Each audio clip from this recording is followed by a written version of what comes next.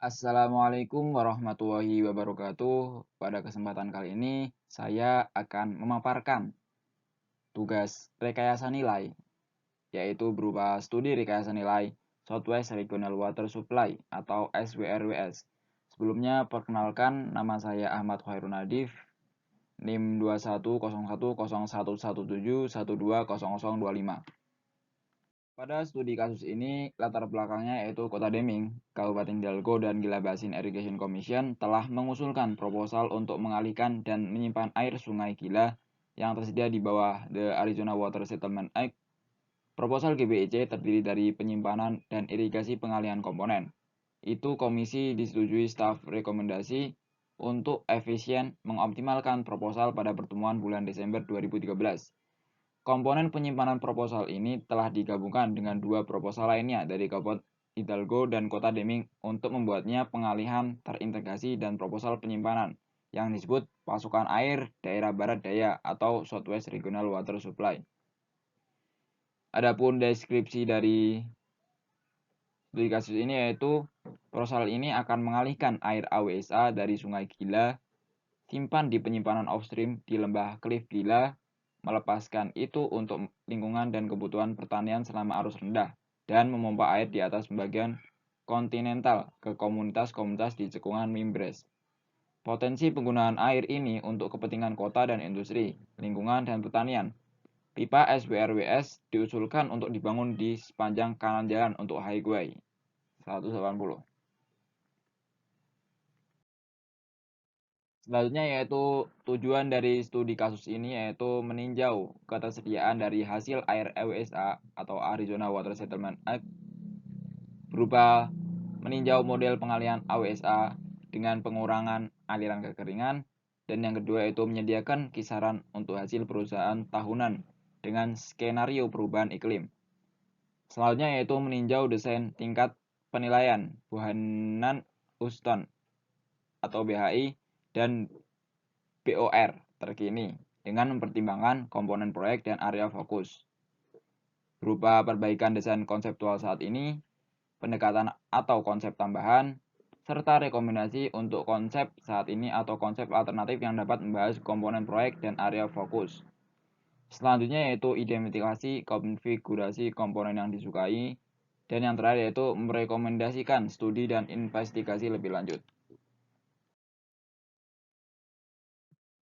Selanjutnya yaitu terkait area fokus pada proyek ini yaitu potensi tantangan teknis berupa sedimen, rembesan, desain struktur pengalihan, ketersediaan dan hasil akhir, konsep dan desain struktur alat angkut, desain struktur penyimpanan, kebutuhan daya. Kemudian area fokus yang lain yaitu dampak kekeringan, selanjutnya meminimalkan biaya energi dan jejak karbon, kemudian dampak lingkungan, baik berupa meminimalkan dampak negatif terhadap spesies yang terancam punah dan lingkungan. Harus memungkinkan untuk mengurangi semua dampak negatif, serta maksimalkan dampak positif bagi spesies yang terancam punah dan lingkungan. Dan yang terakhir yaitu mencari sinergi, misalnya pelepasan dari penyimpanan, penjualan tenaga surya saat memompa dan lain-lain yang dapat secara bersamaan memenuhi kebutuhan penggunaan air dan lingkungan. Selanjutnya yaitu item yang tidak dapat diukur pada proyek ini yaitu pengalihan tahunan rata-rata maksimum dari model terverifikasi dengan tanpa kekeringan, pengalihan maksimum 350 CFS, air dalam penyimpanan untuk dilepaskan saat dibutuhkan, kebutuhan dengan semua kendala IWSA, dan kepatuhan terhadap ESA atau Endangered Species Act. Adapun catatan lain yaitu lokakarya rekayasa nilai ini bukanlah pemeriksaan kendali mutu, namun tim VE menemukan beberapa hal yang perlu diperhatikan selama analisis mereka. Barang-barang ini terdaftar dalam bagian 4 dari laporan ini, di bawah judul catatan untuk perancang. Kemudian tim VE tidak meninjau implikasi hukum dari proyek ini. Yang ketiga yaitu tim VE tidak meninjau perkiraan biaya dari desain saat ini. Kemudian tim VE tidak mengevaluasi kelayakan ekonomi proyek. Dan yang terakhir, semua studi VE membutuhkan kasus dasar untuk mengevaluasi alternatif. Dalam laporan ini, ide-ide tim VE diberi label proposal dan rekomendasi tambahan. Selanjutnya masuk ke evaluasi teknis. Pada proyek ini dilakukan evaluasi teknis sebanyak 2 tahap.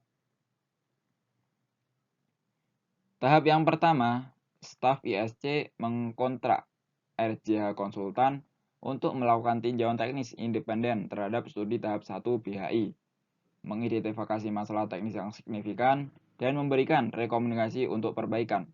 Tinjauan RJH menunjukkan bahwa BHI telah menerapkan tingkat penyelidikan, pengumpulan data, dan analisis yang sesuai untuk tingkat 10%.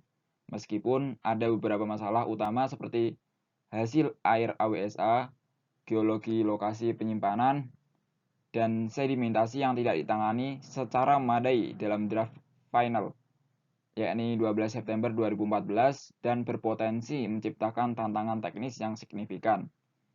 Kemudian lanjut ke tahap kedua, yaitu setelah menyelesaikan tahap 1, ISC mengontrak Buchanan Huston atau BHI untuk melakukan evaluasi teknik tahap 2 dari proposal SWRWS. Masih tingkat penilaian yaitu pada 10%.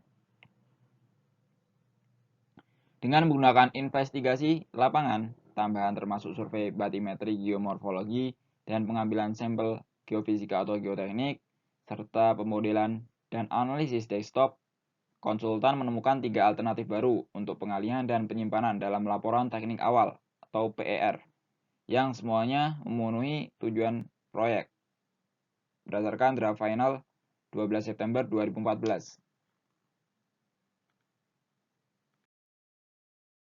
Lanjut terkait perkiraan biaya berdasarkan evaluasi teknis, pekerjaan konstruksi membutuhkan perkiraan biaya sebesar 526 juta $1.000 dan non konstruksi 77.983.000 dengan total 603 juta sekian dolar. Dapat dilihat dari tabel berikut. Kemudian tim studi VE terdiri dari 8 spesialis teknis yang sangat senior ditambah seorang fasilitator teknik. Adapun spesialisasi tim terbagi menjadi 9, dapat dilihat pada tabel berikut.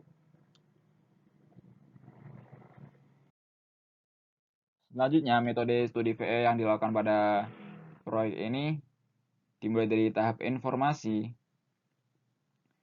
Setiap anggota tim VE diberikan laporan dan informasi perkiraan biaya untuk proyek sebelum lokakarya. Fasilitator minta tim desain mulai dengan gambaran umum yang sangat luas dari proyek dengan konsentrasi pada tujuan dan kebutuhan proyek. Fasilitator kemudian minta tim desain untuk memulai secara bertahap meliput proyek dengan lebih detail.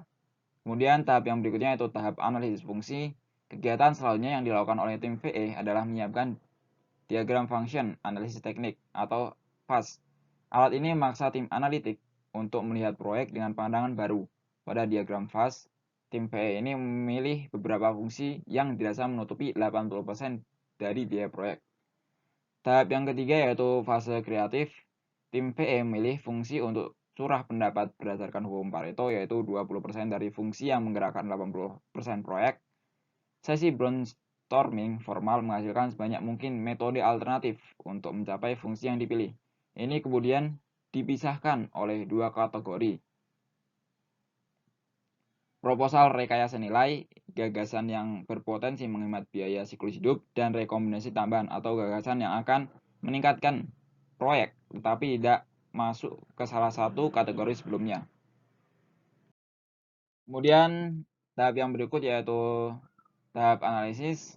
Tim VE secara keseluruhan kemudian mendiskusikan dan mencatat keuntungan relatif dari konsep asli atau dalam kasus dasar versus keuntungan dari alternatif tersebut ditambah dengan resiko dari penerapan konsep alternatif atau seperti yang diusulkan oleh tim VE. Ide-ide yang bertahan dari diskusi ini dipilih sebagai kandidat untuk pengembangan lebih lanjut oleh masing-masing anggota tim. Selanjutnya yaitu tahap pengembangan. Ide-ide yang lolos dari analisis teknis dan ekonomi ini menurut pendapat tim VE harus dimasukkan ke dalam desain. Disiapkan sebagai proposal formal, tim VE juga menyiapkan rekomendasi tambahan. Rekomendasi ini adalah ide-ide yang menurut tim VE akan menambah nilai proyek tapi belum tentu menghemat modal atau biaya di masa depan. Rekomendasi tambahan belum tentu dihargai. Dan yang tahap terakhir yaitu presentasi dan laporan. Semua proposal, rekomendasi tambahan, dan ide-ide yang dianalisis tetapi tidak diusulkan dicatat selama studi VE dan dikompilasi dalam laporan awal untuk disajikan kepada Dewan Peninjau untuk dipertimbangkan.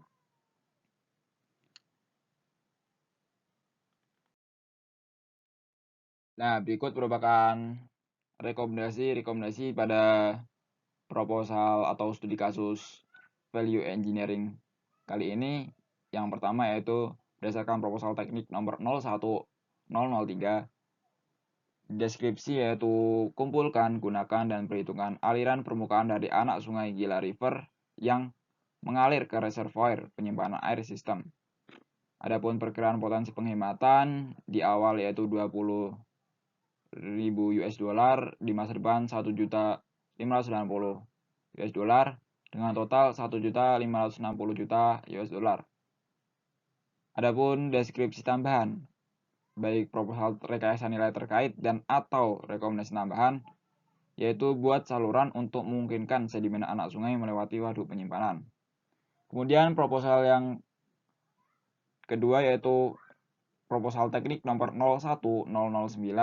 Adapun deskripsinya yaitu gunakan pipa baja untuk mengalirkan air yang dialihkan dari kasa pemasukan Koanda hanya pada struktur pengalihan BHI melalui jalur yang terkubur dan ditinggikan di sepanjang Sungai Gila untuk dibuang ke waduk Spar. Adapun perkiraan potensi penghematan yaitu di awal 5.200.000 US dollar, di masa depan 0 dengan total 5.200.000 US dollar. Adapun deskripsi tambahannya yaitu jangan menyediakan pipa terpisah atau lapisan beton cor di tempat untuk terowongan. Rekomendasi ini dapat mempengaruhi perkiraan biaya konstruksi terowongan dengan kemudian menurunkan biaya terowongan yang akan berdampak langsung pada penghematan proposal ini. Adapun rekomendasi yang berikutnya yaitu proposal teknik nomor 01011. Deskripsinya masukkan tindakan konservasi air sebagai komponen proyek. Dengan perkiraan potensi penghematan di awal yaitu 0, di masa depan yaitu 2.864.430 US dollar. Deskripsi tambahan, proses kepatuhan NEPA dan bagian 404 kemungkinan akan mensyaratkan bahwa setiap alternatif penyimpanan pengalihan menunjukkan bagaimana tindakan konservasi dipertimbangkan dalam mengembangkan kebutuhan pasokan air yang disediakan oleh proyek. Konservasi dapat dianggap sebagai hasil dan atau pengurangan permintaan. Kemudian rekomendasi yang berikutnya yaitu proposal teknik nomor 01013 dengan deskripsi konsolidasi reservoir POP dan Sycamore menjadi satu reservoir yang lebih besar di Ngarai Greenwood. Adapun perkiraan potensi penghematan sebesar 70 juta itu di awal.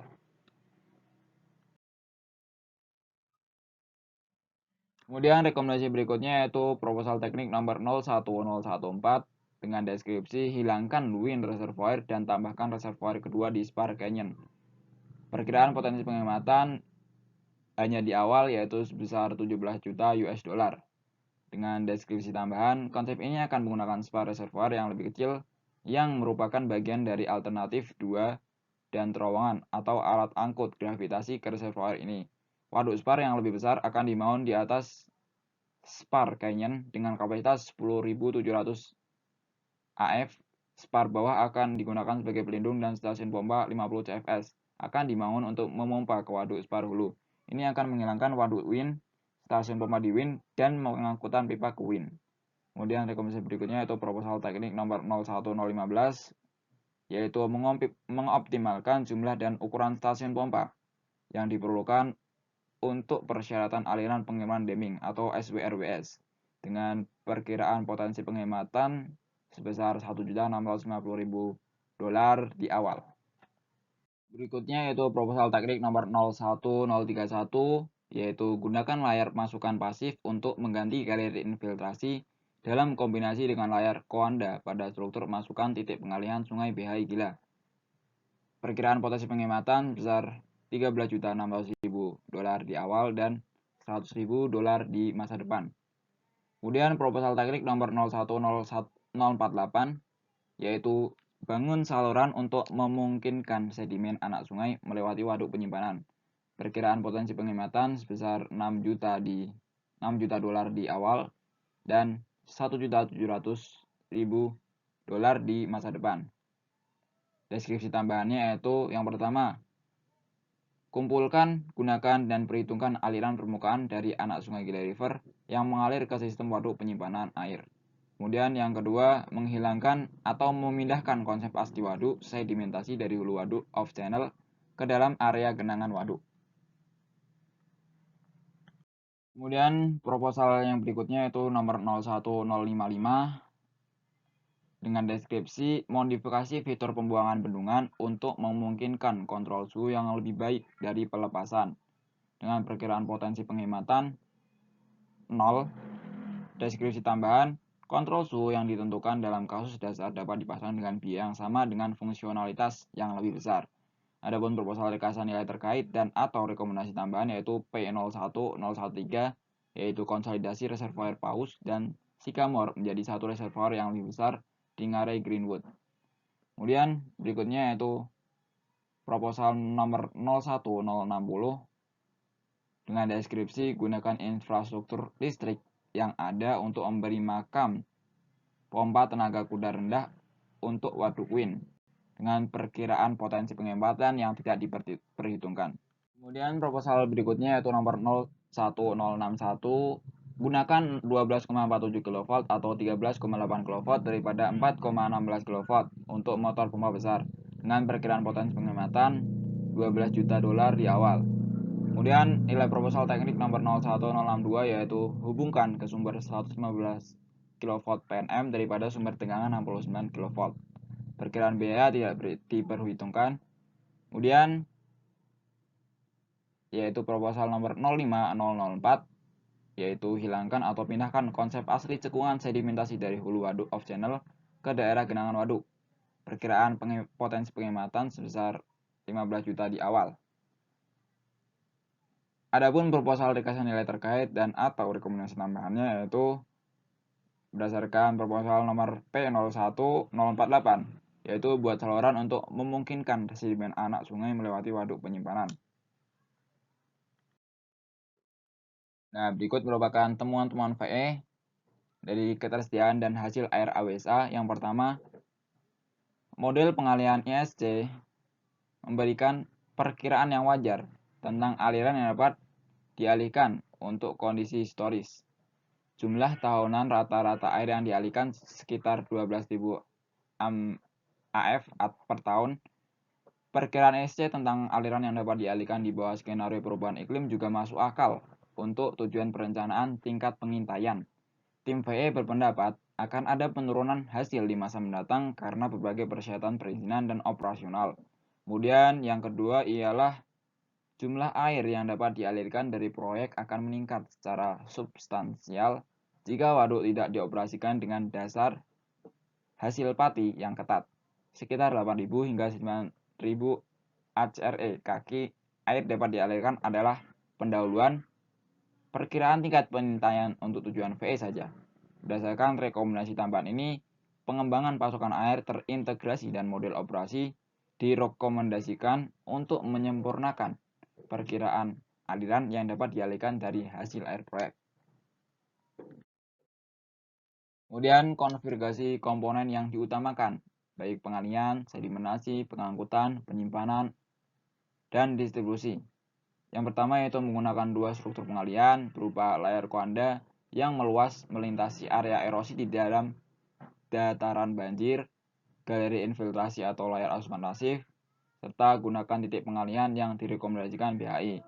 Kemudian menggunakan 2 reservoir dengan total kapasitas setidaknya di kisaran 45.000 AF, yaitu small spar seperti yang diusulkan oleh BHI 1642 AF. Kemudian gantikan Wind Pop dan Sycamore Reservoirs dengan reservoir spar yang lebih besar dengan stasiun pompa 46.000 AF atau Greenwood Reservoir dengan pipa menuju Lembah Gila atas 47.000 AF. Kemudian mengurangi atau menghilangkan perangkap sedimen ngarai, penyampaian dari titik pengalihan ke spar kecil berupa terowongan atau pipa terkubur baja, serta yang terakhir pengiriman melalui Continental Divide dengan rute melalui tambang Tiron buat perjanjian kerjasama dengan FMI atau melalui Twin Sister Canyon, Waduk Grand Country di sepanjang jalan raya AS 180. Dan kurangi jumlah stasiun pompa serta gunakan pembangkit listrik tenaga air yang diusulkan oleh BHI. Dan yang terakhir yaitu kesimpulan akhir, tim VE percaya bahwa konsep keseluruhan pengalihan dan penyimpanan secara teknis sangat layak. Kemudian tim VE merasa mengizinkan akan berkepanjangan dan menantang. Kemudian arus balik yang dapat digunakan kembali dan limpasan anak sungai harus diambil kembali dan atau ditukar. Serta yang terakhir yaitu jumlah sederhana dari perkiraan penghematan dari proposal VE yang diterima adalah sebesar $160.514.430 setelah melakukan penyesuaian untuk tabungan yang tumpang tindih dengan tambahan $15.260.000 dalam tabungan yang tertunda. Sekian presentasi yang dapat saya sampaikan, kurang lebihnya saya mohon maaf. Wassalamualaikum warahmatullahi wabarakatuh.